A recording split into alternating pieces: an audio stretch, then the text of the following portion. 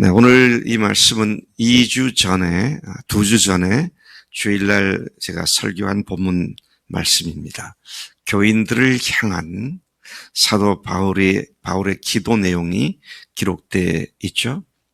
그는 영적인 성장을 위해서 교인들이 알아야 할 세 가지, 더 깊이 알아야 할 세 가지를 위해서 기도한다.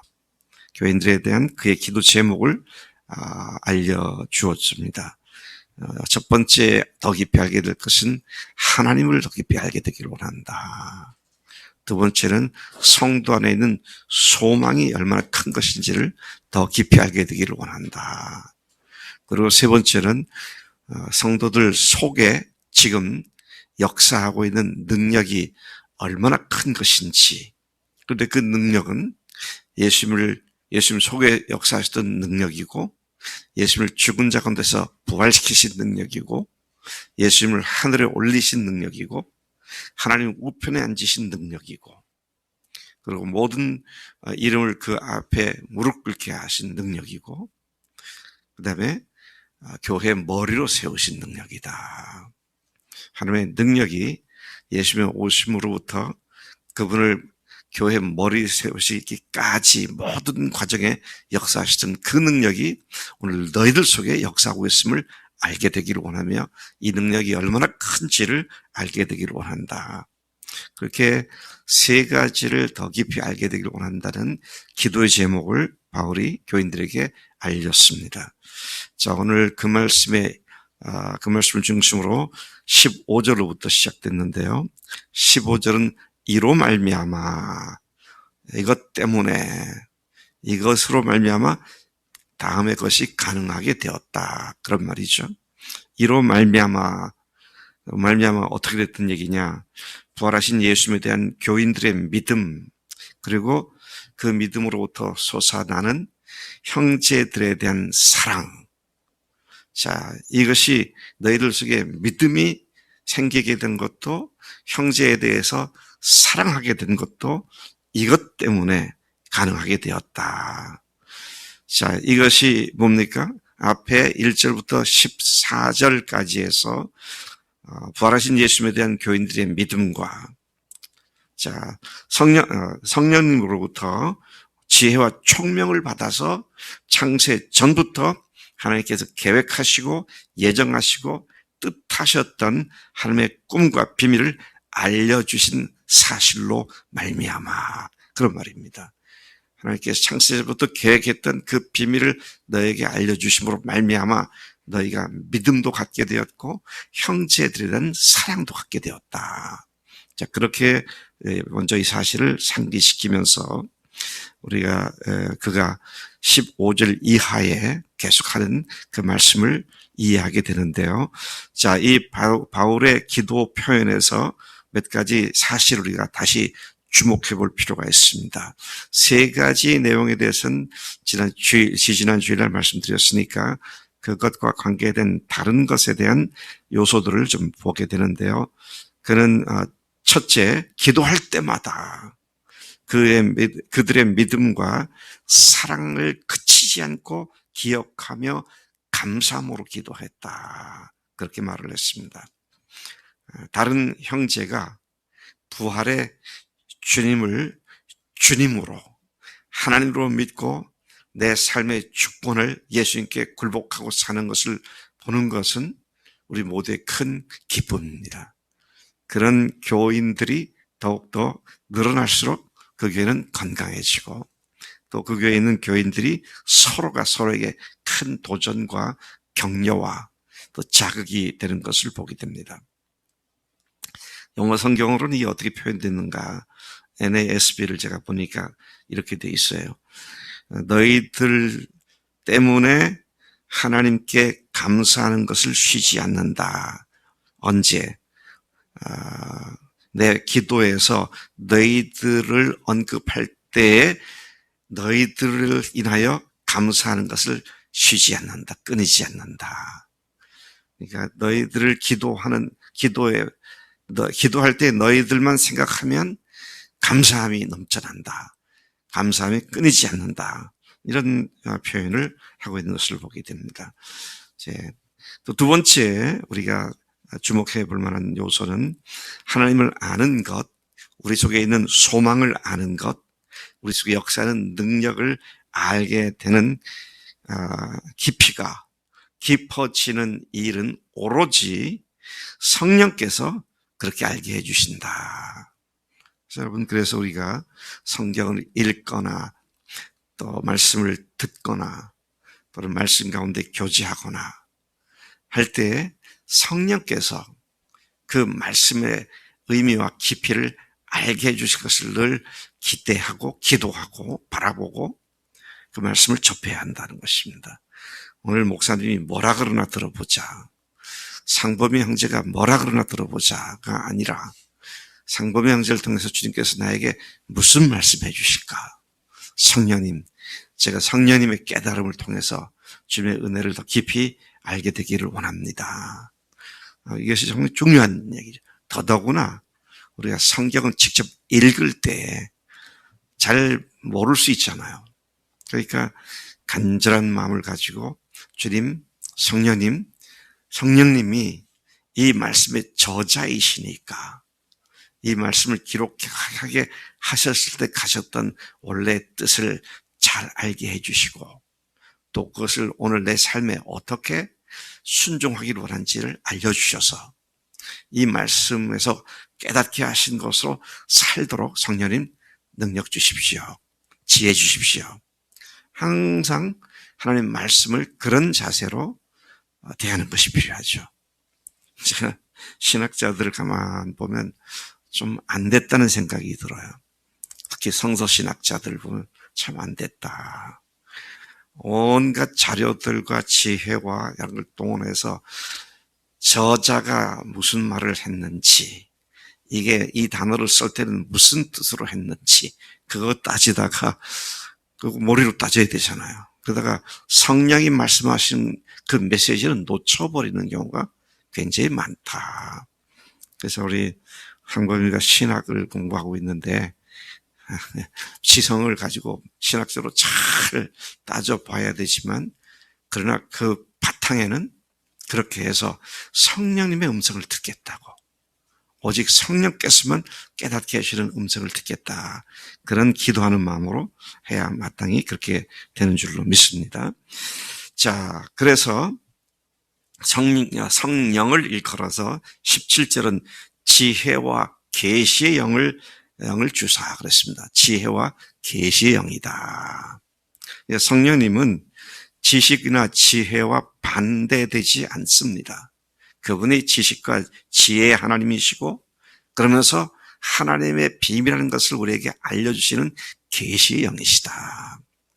Revelation, 영어로는 reveal한다, 다시 이렇게 보여준다 그 말인데, 이 계시에 해당하는 헬라의 의미를 보면 어떤 의미가 있냐면 동상 같은 걸 할 때, 제막식을 할 때 덮어두었던 그 천을 벗겨내는 것, 그런 의미가 있죠.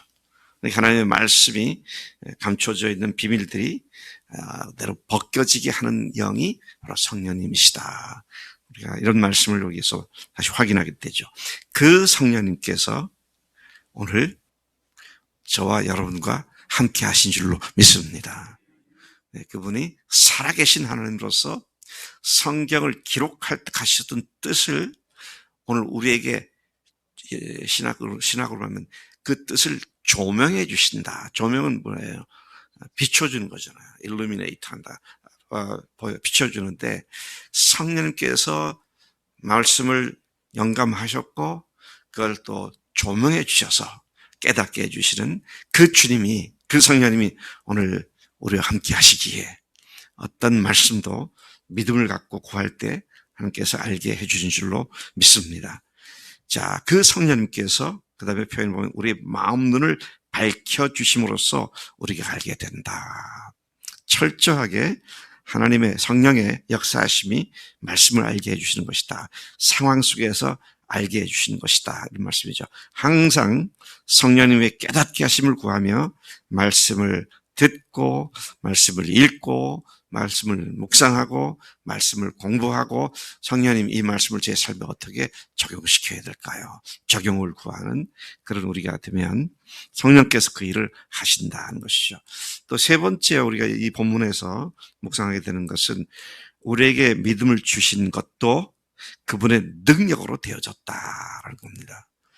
그의 힘의 위력으로 역사하심을 따라 믿는 우리, 그렇죠? 그의 힘의 위력으로 역사하심을 따라 믿는 우리, 그랬어요. 그래서 여러분, 우리가 어떤 통로를 통해서 누구를 통해서 들었던 이 영에 속한 하나님의 진리와 비밀을 깨닫게 해주시는 것은 하나님의 놀라운 능력이 역사했기 때문에 그렇게 된 줄로 믿습니다. 네. 아니, 보이지 않는 하나님이 온 우주 만물을 창조하셨다. 이거 어떻게 믿어요? 네. 처음 그 말을 듣는 사람들이 믿겠어요? 안 믿죠. 똑똑한 석박사들이, 과학자들이, 생물학자들이, 지질학자들이, 지구의 나이가 몇십만 년이니, 이렇게 얘기하는 사람들이 하나님이 창조했다, 그러면 믿겠냐고요. 근데 이 믿음을 우리 속에 하나님께서 큰 놀라운 위대한 능력으로 믿음을 갖게 해주셨다. 그런 말씀을 지금 하고 있는 것이죠. 역시 영어 성경 NASB 보니까 이것들은 그분의 강력한 능력이 역사하여 믿음으로 되어진 것입니다. 믿게 된 것입니다. 그렇게 말하고 있습니다. 그분의 강력한 능력이 역사한 결과로 이렇게 된 것입니다. 그렇게 말하죠. 자, 그래서 제가 이 사실을 염두에 두고 예수 믿는 사람들에게 처음 믿을 때부터 오늘 또 앞으로 되어질 일들을 가만히 다시 묵상해 봤어요. 기가 막힌 하나님의 능력이 아니면 아무것도 안 되겠더라고요. 예를 들면 그 능력이 역사했기 때문에 하나님이신 예수님께서 십자가에 죽으시고 부활하신 사실을 믿게 되었습니다. 안현자 자매, 내가 우리 집 뒷산에 묘가 몇 개가 있더라고. 근데 오늘 새벽기도 나오는데 거기서 빛이 나길래 봤더니 죽은 사람이 살아나더라고. 만약에 그렇게 얘기하면 안자매는 나를 어떻게 생각할 것 같아요? 맛이 같다고 생각했죠. 이 말이 안 되는 거잖아요. 그것도 지금부터 2000년 전에 예수님이 죽었다가 부활하셨다. 이거 어떻게 믿겠어요? 근데 말이 안 되는 것 같은 것을 성령님께서 큰 확신으로 우리에게 믿음을 주신 것. 이게 그분이 그 능력이 역사했기 때문에 그 믿음이 생긴 것이다. 그런 말씀이죠. 또 그 능력이 역사했기 때문에 이루 말할 수 없는 죄를 한순간에 사함받았다는 것이죠.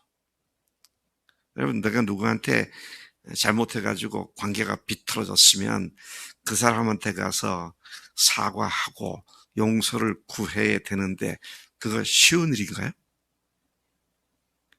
그런데 어떤 사람과의 죄 하나, 문제 때문에 된 것도 그렇게 어려운데 태어나서 지금까지 자기가 주인 되어서 하나님을 거역하고 또 그걸로 말미암아 다른 사람들과 관계에서 수많은 죄악을 지었는데 이루 말할 수 없는 죄덩어리가 되었는데 그게 한순간에 모든 죄가 완전히 영원히 사해 주시는, 이거 얼마나 엄청난 능력이에요.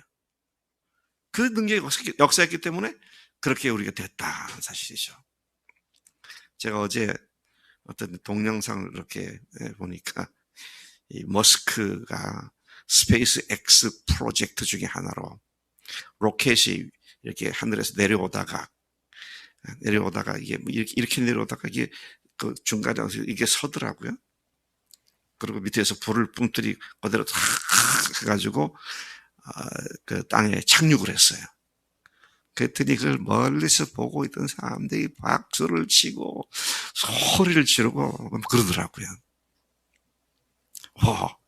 로켓이 그대로 똑바로 서가지고 그대로 내려와서 착륙하는 거 대단한 거잖아요. 근데 그거하고 온통 죄악 덩어리는 우리가 주님 앞에 한순간에 영원히 완전히 깨끗하게 사함받은 것. 이게 비교가 안 되죠. 왜 이런 일이 가능했느냐? 그 능력이 우리 속에 역사했기 때문이다 하는 것이죠. 또 어떻습니까? 그 능력이 역사했기 때문에 불의한 우리가 의인으로 한순간에 변화가 되었고, 하나님께서 우리를 의인이라고 불러주셨고, 그 능력이 우리에게 역사했기 때문에 마귀의 자식이었던 우리가 일거에 하나님의 자녀가 되는 어마어마한 변화가 우리에게 발생하게 되었고, 또 그 능력이 역사하고 있기 때문에 우리가 더 이상 자기가 아닌 하나님과 다른 사람을 위해 사는 존재로 바뀌게 되었고, 그 능력이 역사하기에 우리가 마귀를 이기는 자가 되었고, 그 능력이 역사하기에 자기가 주인된 삶의 습관에서 벗어나 주님께 순종하는 삶을 사는 자가 되었다. 이게 오늘 우리 속에 역사하고 있는 이 능력이 과거에 주님께 역사하셨던 그 동일한 영역이 오늘 우리 이렇게 일순간에 수많은 영역에서 완전한 변화를 가져오는 하나님의 능력이었다. 할렐루야. 이게 보통 일이 아닙니다. 그래서 에베소 1장이 너무 소중한 걸 가르쳐 주고 있어요. 자, 그렇기 때문에 사도 바울은 하나님께서 우리에게 베푸신 능력이 얼마나 큰 것인지를 우리가 알게 되기를 위해서 기도하고 있었던 것이죠. 20절, 21절에서 예수님 안에서 역사했고 그분을 부활시키셨으며 하늘에 올리셨고 하늘 우편에 앉히셨고 그분을 천지에 있는 모든 이름들 위에 뛰어나게 하셨고 만물을 그 발 아래 복종케 하셨고 그분을 교회의 머리로 삼으신 그 동일한 능력이 오늘 우리에게, 오늘 나에게 역사함을 감사하며 그분을 찬양하며 그 능력을 적극적으로 의지하는 삶이, 그게 정상적인 일상적인 그리스도인의 삶이다 하는 것이죠. 어쩌다가 특별한 일에 능력을 믿고 의지하는 것 아니고요. 모든 삶의 영역에서 그 능력을 의지하고 그 성령님을 의지하고 사는 그것이 그리스도인들이다. 22절, 교회는 만물 위에 있으며 주님은 그 교회의 머리가 되셨다. 여러분, 이 세상에 그 어떤 것도 교회보다 귀하거나 더 소중한 것은 아무것도 없습니다. 그리고 우리가 그 교회라는 유기체인 몸의 지체가 되었음은 그 무엇과도 비교될 수 없는 복된 자들이 되었음을 의미하는 것이죠. 여러분, 그래서 하나님의 교회의 구성원이 되었다. 이거는 하나님께서 택하신 자들을 부르셨기 때문에 이렇게 되었음을 보게 됩니다. 23절 마지막 줄 보면은요, 23절은 교회는 그의 몸이니 만물 안에서 만물을 충만케 하시는 이의 충만함이니라. 제가 이 말씀을 발견한 지가 한 30년 또 더 됐는데 아직도 이 말씀을 다 이해를 못하겠어요. 이 말씀이 갖고 있는 의미가 도대체 뭘까? 교회가 그분의 충만함이다. 만물을 충만케 하는 그분의 충만이 교회다. 물론 하나님의 계시와 뜻이 그분 속에서 이루어져서 교회가 형성되었다는 어마어마한 비밀이 여기에 다 담겨 있는 말씀이다라고 이해는 하지만 이게 실감나게 잘 이해가 안 되더라고요. 전 이런 표현을 성경 어디에서 또 찾기가 어려운 표현입니다. 자, 그런데 현대인의 성경을 보니까 뭐라고 번역되는, 교회는 그리스도의 몸이며 어디서나 모든 것을 넘치도록 채워주시는 분이 계신 곳입니다. 그러니까 그분을 교회에 그분이 계시는데 그분이 모든 것들을 언제 어디서 다 채우시는 분이십니다. 자, 이렇게 번역을 하기도 했고요. 공동 번역에 보면은 교회는 그리스도의 몸이며 만물을 완성하시는 분의 계획이 그 안에서 완전히 이루어집니다. 신학적으로 이 두 가지 다 똑같은 중요한 의미를 갖고 틀린 말은 전혀 아닙니다만은, 자, 이렇게 두 성경은 또 번역을 하고 있구나. 그러니까 교회를 떠나서는 하나님의 계획이 이루어지는 것이 없다, 그것이죠. 교회가 최종적인 완성이다. 그래서 제가 그러잖아요. 우주 역사의 한복판에 교회가 있다고요. 네. 네, 자기가 주인 된 사람들은 우주 역사의 한복판에 누가 있나요? 자기가 있죠. 참 묘한 대조를 이룹니다. 하나님이 계획하시고 그 계획을 실행하시고 그것을 오늘 각 사람에게 적용시켜서 구원해 주시는 이 삼일체 하나님의 역사하심을 통하여 우리가 교회로 부르심을 받았다고 하는 것, 참 너무 감사한 일이 아닐 수 없습니다. 오늘 이 에베소 1장 말씀이 우리에게 또다시 힘을 주고 우리를 하여금 비실거리지 않고 당당하게 사는 믿음의 원천이 되는 하나님 말씀이 되는 줄로 믿습니다.